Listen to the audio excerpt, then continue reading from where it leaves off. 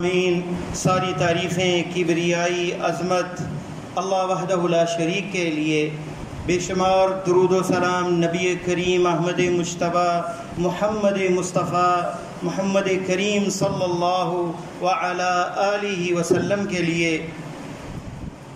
قرآن مجید کی سورہ آل عمران کی آیت کریمہ جو میں نے تلاوت کی ہے آپ کے سامنے، اس آیت کریمہ میں اللہ جل شانہ نے کامیابی کا معیار اور کامیابی کا اصول بتایا ہے، اور حقیقی کامیابی کی طرف اشارہ دیا ہے کہ حقیقی کامیابی کیا ہے۔ دنیا کے اندر ہر بندے کا معیار اور سوچ اور فکر الگ ہے۔ کچھ لوگ ہیں انہیں اچھا کھانا مل جائے تو وہ کہتے ہیں کہ زبردست ہے، کچھ لوگ پڑھائی میں ذوق رکھتے ہیں، شوق رکھتے ہیں، آگے بڑھنے کی جستجو رکھتے ہیں، اور کچھ لوگ جو ہے وہ کاروبار کے اندر آگے بڑھنے کی ان کی جستجو اور تمنا اور آرزو ہوتی ہے۔ ہر بندے کا معیار مختلف ہے کامیابی کا۔ اللہ وحدہ لا شریک نے صرف ایک ہی معیار بتایا ہے جو حقیقی ہے، کیونکہ جو ہماری کامیابیوں اور کامرانی کی جو اپروچ اور سوچ ہے وہ اس دنیا تک ہے صرف، اور وہ چھوٹی چھوٹی کامیابیاں ہیں، وہ بھی کامیابی ہے، وہ بھی ایسی جستجو ہے، ایسے اہداف ہیں، ایسے ایم ہیں، مقاصد ہیں زندگی میں جن کا حصول ضروری ہے، لیکن تمام مقاصد سے بڑھ کر اور تمام جو اہداف ہیں ان سب میں بڑا ہدف، بڑی کامیابی، حقیقی اور ریئل کامیابی کیا ہے؟ فَمَنْ زُحْزِحَ عَنِ النَّارِ وَأُدْخِلَ الْجَنَّةَ فَقَدْ فَازَ، جو آگ سے بچا لیا گیا اور جنت میں داخل کر دیا گیا، پس تحقیق وہ کامیاب ہو۔ یہ ہے وہ حقیقی کامیابی جس کے لیے ہر بندے کو تڑپ ہونی چاہیے۔ ھذا اقصی ما یتمنی، سب سے بڑا ہدف زندگی کا، مقصد حیات جب یہ بن جائے اور اس کے رستے میں جتنی مصیبتیں، جتنی آلام، جتنی آزمائشیں، جتنی مشکلات، کٹھن رستے طے کرنے پڑیں، وہ بندہ کر گزرے اور ہدف کو پالے تو وہ کامیاب ہے۔ لیکن اگر ہدف رہ گیا، مقصد حیات رہ گیا، جنت فوت ہو گئی، دنیا کی ساری کامیابی اس کے قدموں میں آ گئی اور صرف جنت نہ وہ حاصل کر سکا، وہ دنیا کا ناکام ترین انسان، دنیا میں وہ ناکام ترین انسان ہے، چاہے وہ دنیا کی ساری دنیا فتح کر لے اور ہر اعتبار سے وہ پرفیکٹ ہو، لیکن جنت اگر اسے رہ گئی تو دنیا کا سب سے نکما، سب سے نکھٹو، سب سے نامراد، سب سے بدقسمت وہ انسان ہے جس کی جنت رہ گئی۔ نبی کریم صلی اللہ علیہ وسلم کا ارشاد صحیح بخاری میں ہے، آپ نے فرمایا، اے لوگو الا ان سلعۃ اللہ ہی الغالیہ، اے لوگو اللہ کا سودا بڑا قیمتی ہے۔ آج کسی نے گھر بنانا ہو نا تو کتنی محنت، کتنی پلاننگ کرنی پڑتی ہے، کتنے پیسے چاہیے، اور خاص کر اسلام آباد کے اندر، اور یہاں بھی سیکٹر ہیں، بڑے سیکٹر میں، ایف سیکٹر میں بنانا ہے تو کتنی اسے پلاننگ اور کتنے پیسے اکٹھے کرنے پڑتے ہیں۔ الا ان سلعۃ اللہ الغالیہ، اور اللہ کا سودا بڑا ہی قیمتی ہے۔ اور یہ بات ہو رہی ہے ایسی جگہ گھر بنانے کی جو کبھی برباد نہیں ہوگا، کبھی زائل نہیں ہوگا، کبھی گرے گا نہیں، ہمیشہ کے لیے ہے، کوئی عمر نہیں، اس کی انتہا نہیں ہے۔ دنیا میں آپ پورا ملک کی حکمرانی کر لیں، اینڈ میں موت آئے گی، وہ سارے محلات، وہ ساری کرسیاں، چاکریاں اور جو نوکر آپ کے ہیں، دنیا کی ٹھاٹ مزے، سب کچھ یہیں رہ جائے گا، اور لیکن یہ جنت والا گھر یہ ہمیشہ کا ہے۔ اس لیے فرمایا الا ان سلعۃ اللہ الغالیہ، اے لوگو اللہ کا سودا بڑا ہی قیمتی ہے۔ الا ان سلعۃ اللہ الجنہ، اے لوگو اللہ کا کون سا سودا ہے؟ اللہ کا جو سودا ہے وہ جنت ہے، وہ جنت ہے جس کے بارے میں نبی علیہ السلام نے فرمایا ما لا عین رأت ولا اذن سمعت ولا خطر على قلب بشر، 3 جملے۔ انسان نے کسی چیز کو دیکھا ہو اور اسے بڑی پسند آئے، کہے کیا بات، جنت ایسی ہے کہ کسی آنکھ نے دیکھی بھی نہیں، اس کے تصور سے آپ آگے ہیں۔ ما لا عین رأت ولا اذن سمعت، ہم سنتے ہیں فلاں امیر آدمی، اس کی اتنی گاڑیاں ہیں۔ مدینہ میں رہتا ہوں تو مدینہ میں ایک محل ہے وہاں کے حکمرانوں کا، ایک پہاڑ کے اوپر، اس میں 800 کمرہ ہے۔ کتنا؟ 800 روم ہے اس میں، اسپیشل ایک روڈ جاتا ہے، اور اس کے جو ملازم ہیں وہ پتہ نہیں ہزاروں کی تعداد میں ہیں۔ تو بندہ یہ سنتا ہے جنت ایسی ہے ولا اذن سمعت، یہ اللہ کے حبیب صلی اللہ علیہ وسلم نے تو ہمیں بتایا کہ جنت میں یہ ہے وہ ہے، اس سے پہلے سنا تک نہیں کسی نے۔ ولا خطر علی قلب بشر، تیسری چیز انسان کے تصور میں کوئی چیز بندہ ہوتی ہے، بنا لیتا ہے اپنے خیال میں، سوچتا ہے کہ اتنی شاندار ہو، ایسا محل ہو اور ایسا ہو اور ویسا ہو، یہ انسان کے تصور سے بھی بالا تک ہے، ایسی وہ جنت ہے۔ ولا خطر علی قلب بشر، یہ وہ جنت ہی تھی جس سے عرب کے وہ اتنے ذہین لوگ جو ہزاروں اشعار ازبر تھے، ہزاروں نہیں لاکھوں، اتنا حافظہ ان کا، اور اتنے دلیر تھے کہ وہ نسلوں کی نسلیں جو ہے ان کی میدان جہاد، میدان جو ہے لڑائی کے مارکوں میں جو ہے وہ سب مصروف ہوتے تھے۔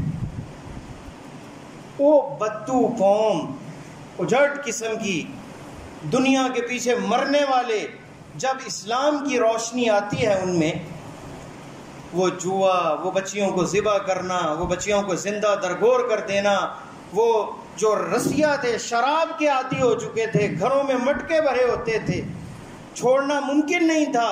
جب حرمت نازل ہوتی ہے شراب کی، انس رضی اللہ تعالیٰ عنہ راوی وہ کہتے ہیں کہ جب حرمت نازل ہوئی لوگوں کے ہاتھ میں جام تھے، پتہ چلا کہ شراب حرام قرار دی گئی، دیواروں پہ مار کے توڑ دیے، یہ نہیں کہ ہاتھ میں ہے تو پی لو یہ۔ اور مدینے کی گلیوں کے اندر گویا سیلاب کی کیفیت تھی، لوگ توڑ رہے تھے اور ضائع کر رہے تھے۔ یہ ہے اللہ اور اللہ کے رسول کی تابعداری، کس لیے؟ اس جنت کے حصول کے لیے جس کا اللہ تعالیٰ نے وعدہ کیا۔ ایک سادہ سا اعرابی نبی کریم صلی اللہ علیہ وسلم کے پاس آتا ہے اور کہتا ہے پیارے حبیب، میں زیادہ پڑھا لکھا نہیں ہوں، آپ کے جو صحابی جو ہمارے امام ہیں معاذ بن جبل رضی اللہ تعالی عنہ، وہ اور آپ بڑی لمبی دعائیں کرتے ہیں، اللہ کی تسبیحیں، اس کی حمد، اس کی ثنا، اس کی تعریفیں، اللہ تعالیٰ کی اللہ جل شانہ کی جو ہے عظمت بیان کرتے ہیں۔ مجھے تو اتنے لمبی چوڑی دعائیں نہیں آتی، مناجات نہیں آتی اتنی، میں تو صرف اللہ تعالیٰ سے 2 چیزوں کا سوال کرتا ہوں۔ کیا سوال کرتا ہوں؟ فرمایا اسأل اللہ الجنہ، میں اللہ سے جنت مانگتا ہوں، اور جہنم کی پناہ مانگتا ہوں کہ اللہ اس جہنم سے مجھے بچا دے۔ نبی کریم صلی اللہ علیہ وسلم نے اس کی سادگی کو دیکھا اور اس کے انداز کو دیکھا، اور کیا جملے ارشاد فرمائے، فرمایا اے میرے صحابی، حولها ندندن، حولها ندندن، 2 جملوں میں جواب دے دیا۔ ہماری نمازیں، مناجات، روزے، زکوٰۃ، حج، لمبی لمبی دعائیں، اس کا مقصد، اس کا ہدف، ایم کیا ہے؟ حولها ندندن، ہم بھی اسی کے گرد گھومتے ہیں کہ اللہ جنت عطا کر دے اور جہنم سے ہمیں بچا دے۔ یہ ہے وہ ہدف جو زندگی کے سامنے اگر بندہ رکھے تو پھر مشکل سے مشکل گھڑی آ جائے، مشکل سے مشکل مسئلہ ہو، رستے میں بندہ پرواہ نہیں کرتا۔ آپ جا رہے ہیں نا کسی مقصد میں، کوئی بڑا آپ کا سفر ہے، سعودی عربیہ کوئی جا رہا ہے، کوئی دبئی جا رہا ہے، کوئی کسی اور ملک میں جا رہا ہے، اور وہ اس کی کہہ لیں کہ کامیابی ہے، اس نے بڑی محنت سے وہ سفر ارینج کیا اور وہاں اس کی جاب ہے، یا پھر وہ پڑھائی کے لیے جا رہا ہے، تو کتنا وہ خوشی سے جو ہے پھولا نہیں سماتا۔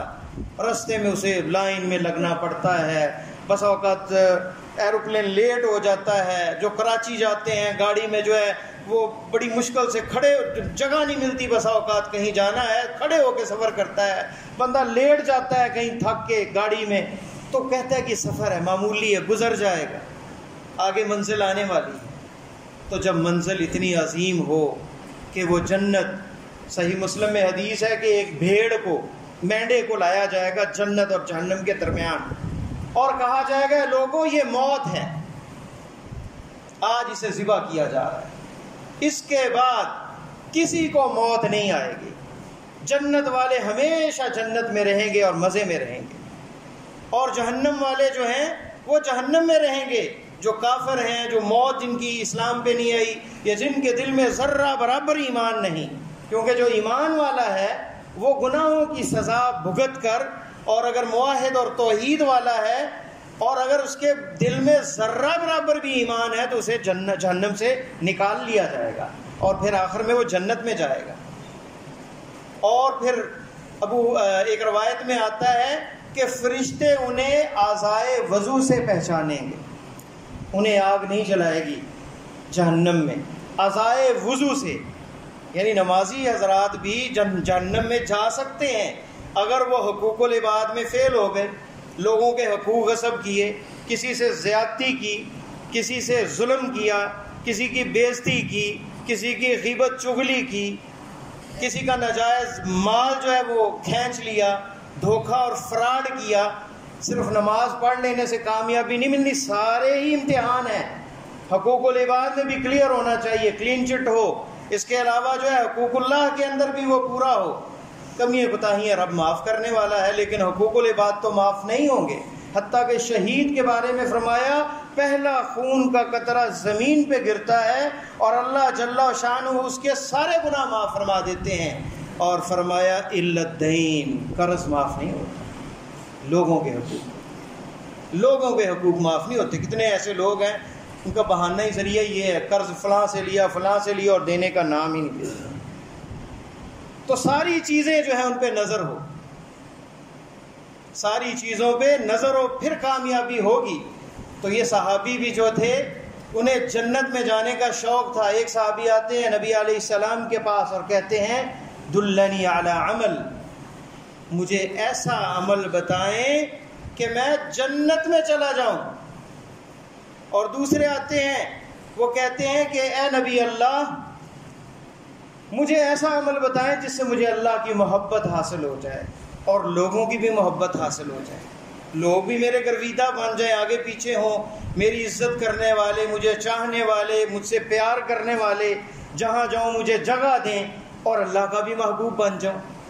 اور نبی علیہ السلام اوتیا بجوامع الکلم، آپ کو وہ جملے عطا اللہ تعالیٰ نے کی، وہ فصاحت، وہ بلاغت اور وہ متانت اور وہ لفظوں کا چناؤ، جیسے آپ بھی منتخب، آپ بھی مصطفیٰ، آپ بھی مختار ہیں پوری کائنات کے اندر، پوری امت کے، تمام انسانیت کے سردار ہیں، فرشتوں کیا کہتے ہیں انبیاء اور رسل کی جماعت کے امام ہیں، اسی طرح آپ کے انتخاب کردہ جملے، آپ کے الفاظ اوتیت بجوامع الکلم کے بعد ایک جملہ ہوتا ہے اور اس کی شرح جو ہے اسے آپ کتابیں لکھ دیں، اس پہ ایک جملے میں وہ جو ہے نا جواب دے دیتے نبی علیہ السلام۔ آپ نے کیا فرمایا؟ آپ نے فرمایا اس بندے کو جس نے یہ کہا کہ میں لوگوں کا بھی گرویدہ بن جاؤں اور اللہ کی محبت بھی مل جائے، اللہ بھی مجھ سے محبت کرنے لگ جائے، یہ بہت بڑی بات ہے، چھوٹی سی بات نہیں کہ اللہ کا محبوب بن جائے اور لوگ بھی چاہنے لگے، یہی تو سب کچھ ہے۔ یہ دو سوالوں میں پورا سوال کر دیا جو بندہ چاہتا ہے کہ بندہ دنیا میں کیا چاہتا ہے، اس کی عزت ہو، توقیر ہو، محبت کرنے والے ہوں، اور آخرت میں کیا چاہتا ہے، اللہ کی محبت ہو تو جنت میں مل جائے گی، جہنم سے بھی بچ جائے گا۔ اللہ کی محبت جس بندے کو مل جائے وہ کامیاب ہے، اس سے بڑا اعزاز کیا ہوگا جس سے رب محبت کرے۔ دو جملوں میں آپ نے جواب دیا، فرمایا ازہد فی الدنیا، دنیا میں زہد کو اپناؤ، دنیا میں زہد کو اپناؤ۔ زہد کیا ہے؟ زہد کہتے ہیں الورع، تورع۔ تورع کیا ہے؟ ان شبہات والی چیزوں کو چھوڑ دینا جن سے شبہ ہو کہ یہ مجھے حرام میں ڈال لیں گی، وہ ذات کے اعتبار سے وہ چیزیں حرام نہیں ہیں، لیکن شبہات والی چیزوں سے بھی وہ بچتا ہے۔ حرام سے تو بہت دور ہے وہ بندہ، لیکن شبہات والی چیزوں سے بھی وہ دور ہوتا ہے، یہ تورع ہے۔ فرمایا ازہد فی الدنیا۔ اور شیخ الاسلام ابن تیمیہ رحمۃ اللہ علیہ کیا کہتے ہیں؟ ہر وہ چیز جو دنیا آخرت میں فائدہ نہیں دیتی اس سے بے پرواہ ہو جائے گا۔ دنیا میں فائدہ دینے والی بہت سی چیزیں ہیں، ہر وہ چیز جو آخرت میں فائدہ دے گی اس کے ساتھ تعلق رکھیں۔ جو دنیا میں صرف فائدہ دیتی آخرت میں کوئی فائدہ نہیں، اسے چھوڑ دینا، یہ زہد۔ یہ زہد نہیں ہے کہ بندہ بازار چھوڑ دے اور مسجد میں بیٹھ جائے اور مسجد کے اندر بس نوافل، قرآن اور دنیا سے قطع تعلق ہو جائے، یہ زہد نہیں ہے۔ ایسا بندہ ہو سکتا ہے دنیا کو سب سے زیادہ چاہنے والا ہو، اگر دل کے اندر محبت اور دل کے اندر جو ہے وہ کشش ہے دنیا کی طرف، دنیا کی نعمتوں کی طرف، ان سے محبت ہے، تو چاہے وہ ظاہری طور پہ جتنا بھی عابد اور زاہد ہو تو وہ تورع نہیں ہے، وہ زہد نہیں ہے۔ ازہد فی الدنیا۔ کیا ہوگا اس سے؟ یحبک اللہ، اللہ تم سے محبت کرنے لگ جائے، اور اللہ کی محبت جس بندے کو میسر آ جائے یہ جنت سے بھی بڑی نعمت ہے، یہ جنت سے بھی بڑی نعمت ہے۔ نبی کریم صلی اللہ علیہ وسلم نے جنتیوں کا ذکر کیا، فرمایا جنت میں اللہ تعالیٰ اکٹھا کریں گے جنتیوں کو اور کہیں گے اے میرے جنتیوں کیا تم مجھ سے راضی ہو؟ کہیں گے اے رب ہم راضی ہیں۔ کسی چیز کی تمنا، آرزو؟ کہیں گے ہمارے پاس جنت کے اندر دودھ کی نہریں، شہد کی نہریں، سلسبیل کے چشمے اور شہد کی نہریں، دودھ کی نہریں اور سلسبیل کے چشمے اور اتنے شاندار محلات، جو بندہ ہر وہ چیز ما تشتہی الانفس، جو بندے کا نفس تمنا کرے گا اس کے لیے حاضر ہے۔ اے اللہ سب کچھ ہے ہمارے پاس۔ فرمایا کہ آج میں تم لوگوں سے خوش ہو گیا ہوں، اللہ تعالیٰ اپنا نور کا پردہ ہٹا دیں گے، جنت والے دیدار کریں گے اپنے رب کا، رب کو دیکھیں گے جو دنیا کی اندر انسان نہیں دیکھ سکتا رب کو۔ اس آنکھ سے، جاگتی آنکھ سے رب کو دیکھنا ممکن نہیں ہے۔ موسیٰ علیہ السلام نے ضد کر لی تھی اور آپ نے تھوڑی سی اللہ نے تجلی پہاڑ کو دکھائی، خر موسیٰ صاعقا، بے ہوش ہو کے موسیٰ علیہ السلام گر گئے۔ ربی ارینی، اے اللہ مجھے دکھاؤ اپنا۔ جب جمال اللہ تعالیٰ نے صرف تجلی نور کی دکھائی تو پہاڑ ریزہ ریزہ ہو گیا۔ اب جنت میں وہ نور کی چادر اللہ ہٹائیں گے، جنتی دیدار کریں گے تو وہ جنت کی ساری نعمتوں کو بھول جائیں گے۔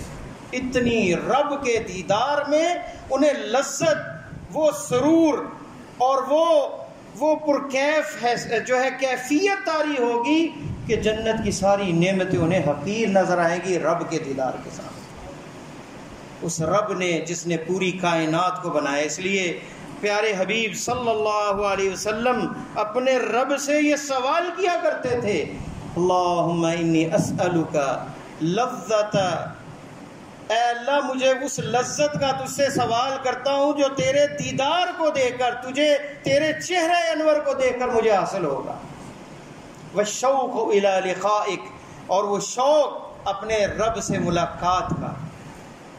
تو وہ رب جس نے اتنی حسین کائنات بنائی خود کتنا حسین ہوگا کہ دنیا کی ساری نعمتیں اس کے سامنے کچھ نہیں ہوں۔ اس لیے ابن تیمیہ ایسے نہیں کہا کرتے تھے کہ مجھے اگر جیل میں ڈال دیا جائے تو میری جنت میرے دل میں ہے، مجھے اگر شہر سے بدر کر دیا جائے، نکال دیا جائے تو میرے دل کے اندر جو ہے، میری خلوت کے اندر جنت ہے، اور جو اس جنت میں دنیا میں نہیں گیا آخرت میں اس جنت میں بھی نہیں جائے گا۔ اور وہ جنت کیا ہے؟ اللہ کی محبت ہے، اس رب کی محبت ہے۔ اللہم ارزقنا حبک، کیا نبی علیہ السلام دعا مانگتے تھے اللہم ارزقنا حبک، اے اللہ مجھے رزق دے، کس چیز کا؟ پیسوں کا نہیں، دینار و درہم کا نہیں، اللہم ارزقنا حبک، اے اللہ اپنی محبت کا رزق دے، تو تیری محبت نصیب ہو، وحب من یحبک، اور اس شخص سے بھی محبت ہو جو تجھ سے محبت کرتا ہے۔ وحب عمل، تیسرا درجہ حب عمل یقربنی الی حبک، اور ایسے عمل کو بھی میرے نزدیک محبوب کر دے جو تیری محبت کے مجھے قریب کر دے۔ اس شخص سے بھی محبت ہو جو اللہ کو چاہنے والا ہے، اس عمل سے بھی محبت ہو جو اللہ کی محبت کے قریب کرنے والا ہو۔ تو وہ عمل آپ نے اس حدیث میں کیا بتایا؟ ازہد فی الدنیا، دنیا سے تعلق مضبوط نہ کرو، پیسے گم ہو جائیں پرواہ نہیں، نقصان ہو جائے پرواہ نہیں، لیکن نماز رہ گئی، قرآن کی تلاوت رہ گئی، دل بے قرار ہے۔ آئے آج میری عبادات میں نیکیوں میں کتنا خسارہ، آج میں رب سے ملاقات نہیں کر سکا، رب کے سامنے کھڑا نہیں ہو سکا۔ اللہ تعالیٰ جس سے ناراض ہوتا ہے روٹی نہیں چھینتا اس سے، اللہ تعالیٰ جس سے ناراض ہوتا ہے رزق نہیں بند کرتا اس کا بلکہ اس کو اپنے سامنے کھڑا ہونے سے روک دیتا ہے۔ اور قرآن میں اللہ تعالیٰ نے یہ کہہ دیا، ان اللہ یحول بین المرء وقلبہ، اللہ تعالیٰ بندے اور اس کے دل کے درمیان حائل ہو جاتے ہیں۔ یہ ناراض اللہ اس سے ہوئے، اسے توفیق نہیں کہ مسجد میں کھڑا ہو۔ پیسے تو کھول دیا رزق اس کے لیے، بڑی شاندار گاڑی ہے، وہ کہتا ہے پتہ نہیں اللہ مجھ سے اتنا راضی ہے، بڑا فضل ہے، میں تو جس سودے میں ہاتھ ڈالتا ہوں اور نفع پاتا ہوں اور بڑا میرا بزنس ہے۔ نمازوں میں پیچھے، قرآن پڑھنے سے پیچھے ہو گیا، تلاوت ہوتی نہیں، نماز مسجد میں پڑھتا نہیں بندہ، اگرچہ گھر مسجد کے پاس بھی ہو، اس سے اللہ ناراض ہے۔ اللہ تو کافر کو بھی دیتا ہے، اللہ نے تو نمرود کو دیا، فرعون کو محلات دیے، قارون کو خزانے دے دیے اللہ تعالیٰ نے۔ یہ مال کا ملنا نعمت نہیں ہے، سب سے بڑا رزق، سب سے بڑی نعمت اس رب کی محبت اور اس کی اطاعت کی توفیق عمل، نیکی کرنے کی توفیق۔ کتنے لوگ ہیں کروڑ پتی ہیں لیکن حج عمرہ نہیں کر سکے، موقع ہی نہیں ملا۔ اور کتنے غریب ہیں کمیٹیاں ڈال کے 2-2 3-3 سال اکٹھے کر کے جناب عمرہ کر رہے ہیں، حج کر رہے ہیں، رب نے یہ توفیق دی انہیں۔ اس کو کروڑ پتی بندے کو توفیق نہیں ملی۔ اور ایسے بھی بدبخت ہیں جو مکہ میں رہتے ہیں اور 40 سال عمر ہوگی حج نہیں کیا، مدینہ میں رہتے ہیں 40 سال عمر ہوگی اور فرض حج بھی نہیں ادا کیا۔ یہ اس رب کی توفیق ہے۔ توفیق دے تو فیجی سے جہاں دن ہے، یا یورپ سے جہاں اس وقت رات ہے اور یہاں دن ہے، وہاں سے لوگوں کو بلا لے اپنی توفیق کے ساتھ، اپنی محبت کے ساتھ، اپنے گھر کی دیدار کے لیے، حج کے لیے اور نیکی کے عمل کے لیے، اور توفیق نہ دے تو مکہ مدینہ میں رہنے والے کو توفیق نہ دے۔ تو توفیق عمل یہ ہے سب سے بڑی چیز۔ تو اللہ تعالیٰ کی محبت حاصل ہو جائے گی کیسے؟ دنیا کے معاملے میں اس سے زیادہ تعلق نہ ہو۔ ٹھیک ہے پرافٹ ہو، اللہ کی راہ میں خرچ کرے، ہر سودے میں خرچ کرے، مال کو کمائے کس لیے کہ مجھے آخرت میں اللہ تعالیٰ جو ہے غریبوں کے کام آ سکے، یہ پیسہ میں اللہ کی راہ میں خرچ کر سکوں، یہ نیت ہو۔ یہ نہ ہو کہ میں شاندار گاڑی لے لوں، یہ کر لوں وہ کر لوں۔ نیت کو مخلص کرے، دنیا کے ساتھ بھی تعلق ہو، نیت آخرت کی ہو۔ بیوی بچوں میں خرچ کرتا ہوں کس لیے؟ نیت یہ کرے یار میرے رب کا حکم ہے، پیارے حبیب صلی اللہ علیہ وسلم کا حکم ہے، ایک روپیہ آپ خرچ کریں گے اپنے بچوں پر، بیوی پر، اس کا بھی آپ کو اجر ملے گا۔